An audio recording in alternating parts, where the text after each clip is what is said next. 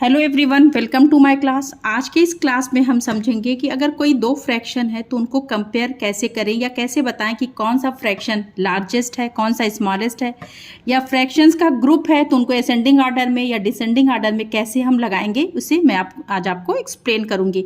इसके लिए यहाँ पर मैंने कुछ क्वेश्चन लिए हुए हैं, इनमें मैं आपको कंपेयर करना सिखाऊँगी कि कैसे आप समझेंगे। तो इसको समझने से पहले आपको फर्स्ट ये समझना है कि फ्रैक्शन होता क्या है।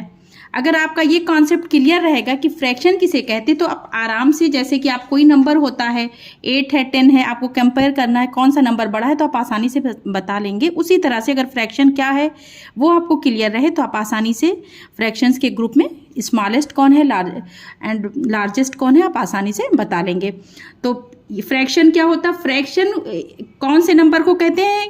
जब किसी एक कंप्लीट पार्ट को, एक कंप्लीट चीज़ को कई पार्ट में डिवाइड कर दें, इक्वल पार्ट में डिवाइड कर दें, तो उसको रिप्रेजेंट करने के लिए जो नंबर हम यूज़ करते हैं उसे हम कहते हैं फ्रैक्शन। ठीक है, जैसे ये 2/5, 4/5, ये क्या है? फ्रैक्शन है। तो फ्रैक्शन क्या हुआ समझ में? जैसे कि एक कंप्लीट, ये एक छोटा स्क्वायर है, ओके, इसको मैंने 4 पार्ट में इक्वली होना चाहिए, ये एक ठीक है, एक इक्वली डिस्ट्रीब्यूट कर दिया, अलग अलग कर दिया। अब अगर आपको इस एक पार्ट की बात करनी हो, जैसे, ठीक है, तो आप इसको कैसे रिप्रेजेंट करते हैं? टोटल कितनी इक्वल पार्ट है? 4, तो 4 ये लिखा जाएगा नीचे एक डिवीजन लाइन के। एंड आपको एक पार्ट को कलर करना है या शेड करना है तो आप इसको रिप्रेजेंट करने के लिए क्या लिखा जाता है? 1/4। ठीक है, अगर 3 पार्ट की इसी तरह से हम बात करें कि 3 पार्ट को कलर करिए तो इसको टोटल 4 पार्ट है तो डिवीजन लाइन के नीचे होगा 4 एंड ये ऊपर जो होगा टोटल 3। तो आपको ये समझ में आ रहा होगा कि 1/4 एंड 3/4 में क्या बड़ा है। 3/4 बड़ा होगा, ऐसे डायग्राम से आप समझ सकते हैं कि 1 की बात हुई थी सिर्फ 1 पार्ट एंड 3 की बात हुई तो इस तरह से 3 पार्ट। तो अगर जो है ये ऊपर वाले पार्ट को हम कहते हैं न्यूमरेटर एंड नीचे के पार्ट, जो नीचे का नंबर होता है उसे कहते हैं डिनोमिनेटर। तो अगर इस तरह से डिनोमिनेटर इनका इक्वल है तो आप आसानी से इस चीज़ को बता लेंगे कि कौन सा फ्रैक्शन बड़ा है, कौन सा छोटा है। इस केस में, जैसे ये इन दो केस में है, इसमें जो है नीचे का नंबर इक्वल है तो आप इसमें 2/5 एंड 4/5, इसमें क्या बड़ा होगा आपको समझ में आ जाएगा। जिनका न्यूमरेटर मीन्स ऊपर का नंबर जिनका बड़ा है वो जो है वो फ्रैक्शन बड़ा हो जाएगा। मीन्स 2/5 एंड 4/5 में कौन सा फ्रैक्शन बड़ा होगा? 4/5। या तो आप इसको टिक लगाना है तो इस तरह से टिक लगाइए, या जहाँ पे भी आपको आंसर लिखना, या इस तरह से अगर आप करना तो इस तरह से भी कर सकते हैं। इसी तरह से सेम दूसरे क्वेश्चन में देखिए, तो ये इस केस में जब इनका ये नीचे का नंबर इक्वल है तब तो आप आसानी से बता सकते हैं, लेकिन अगर दूसरा केस है तो मैं आपको एक्सप्लेन कर रही हूँ आगे। तो ये 9/11 एंड 7/11, इसमें क्या हो जाएगा बड़ा? देखिए 11 में 7 पार्ट की बात हो रही है, टोटल 11 पार्ट है, उसमें 7 पार्ट कहा गया है, और 11 में 9 पार्ट, तो जाहिर सी बात है इसमें क्या बड़ा हो जाएगा? 9/11 जो होगा ये फ्रैक्शन बड़ा होगा। ठीक है, तो इस केस में तो आपने आसानी से बता लिया। अगर इसको आपको इस तरह से रिप्रेजेंट करना है तो आप इसे सिंपल इस तरह से रिप्रेजेंट करेंगे। सेकंड केस है, देखिए अगर इनका ऊपर का नंबर इक्वल है और नीचे का नंबर डिफरेंट है, ठीक है, ये सारे जो है प्रॉपर फ्रैक्शन है। देखिए प्रॉपर फ्रैक्शन कौन सा फ्रैक्शन होता है? जिसमें नीचे का नंबर बड़ा और ऊपर का नंबर छोटा होता है, मीन्स डिनोमिनेटर बड़ा और न्यूमरेटर छोटा होता है। तो ये सारे फ्रैक्शन देखिए प्रॉपर फ्रैक्शंस हैं, इसमें आपको कंपेयर करना है। तो यहाँ पे जब इस तरह का फ्रैक्शन है, जब ऊपर का नंबर इक्वल है एंड नीचे का नंबर चेंज है, तो आप कैसे कंपेयर करेंगे? फिर आप उसी तरह से सोचिए, अगर आपका टोटल 10 है, टोटल पार्ट 10 है और उसमें 7 पार्ट की बात हो रही है, ठीक है, और टोटल 12 पार्ट है और उसमें 7 पार्ट की बात हो रही है। या आप ऐसे सोच सकते हैं कि 10 में अगर आप 7 नंबर पाएंगे तो ज़्यादा होगा एग्जाम में या टेस्ट में, या 12 में 7 नंबर, तो कौन सा नंबर ज़्यादा होगा? 10 में 7। तो जब ये ऊपर का नंबर चेंज है तो आपको कैसे समझना है कि नीचे का नंबर जिसका कम है वो फ्रैक्शन बड़ा होगा। ठीक है, जैसे 7, इसी तरह से 9/15 एंड 9/20। तो देखिए न्यूमरेटर इनका इक्वल है और नीचे का नंबर डिनोमिनेटर चेंज है इस दोनों फ्रैक्शन में। अब आप ऐसे सोचिए कि 15 में 9 नंबर ज़्यादा होगा या 20 में 9 नंबर अगर आपको मिलता है, जो आपको स्कूल भी या टेस्ट में नंबर मिलता है वो एक फ्रैक्शन में होता है। टोटल 15 नंबर का टेस्ट हुआ, उसमें आपने 9 नंबर पाया, 20 नंबर का पेपर हुआ तो आपने 9 नंबर पाया, तो कौन सा नंबर ज़्यादा माना जाएगा? 15 में 9। ओके, तो ये बड़ा होगा। अगर ऐसे कर सकते हैं तो ऐसे लगाना होगा। तो ये देखिए दोनों केस ऊपर ऊपर कैसे आपको कंपेयर करना था, अलग तरह से। नीचे का नंबर इक्वल था अगर, तो ऊपर जिसका नंबर ज़्यादा था वो फ्रैक्शन बड़ा हो गया। लेकिन जब ऊपर का नंबर इक्वल है और नीचे का नंबर चेंज है, तो नीचे का नंबर जिसका छोटा होगा वो फ्रैक्शन बड़ा हो जाएगा। ठीक है। थर्ड केस क्या है, देखिए इस तरह का फ्रैक्शन है 9/10 एंड 2/4। इसमें अब आपको क्या करना है, इसमें आपको फर्स्ट क्या करना है, जो नीचे का नंबर है मीन्स इनके डिनोमिनेटर को क्या करना है, इक्वल करना है, या इनको कह सकते हैं आप इक्विवेलेंट लाइक फ्रैक्शन बनाना। लाइक फ्रैक्शन किसे कहते हैं, जिनके नीचे के नंबर डिनोमिनेटर सेम हो। ये सब देखिए, ये 2/5 and 4/5 is a like fraction, 9/11 and 7/11 is a like fraction. तो इसी तरह से इसको लाइक फ्रैक्शन में चेंज करना है, इक्विवेलेंट लाइक फ्रैक्शन में चेंज करना है। और उसके बाद जिसका ऊपर का नंबर ज़्यादा आएगा वो फ्रैक्शन बड़ा हो जाएगा। तो आपको चेंज करने का तरीका आता होगा, कैसे करेंगे।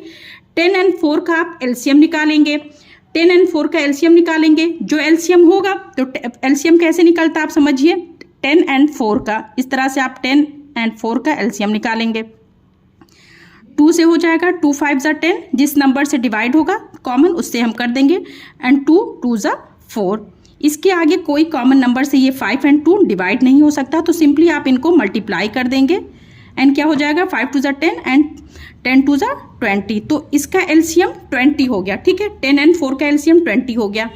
अब आपको इस 10 को भी 20 करना है, इस 4 को भी 20 करना है, ताकि ये जो है ये फ्रैक्शन जो है लाइक फ्रैक्शन हो जाए, मीन्स इनका नीचे का नंबर इक्वल हो जाएगा। तो फिर ये इस तरह से आप आराम से बता लेंगे कि कौन सा फ्रैक्शन ज़्यादा है, बड़ा है।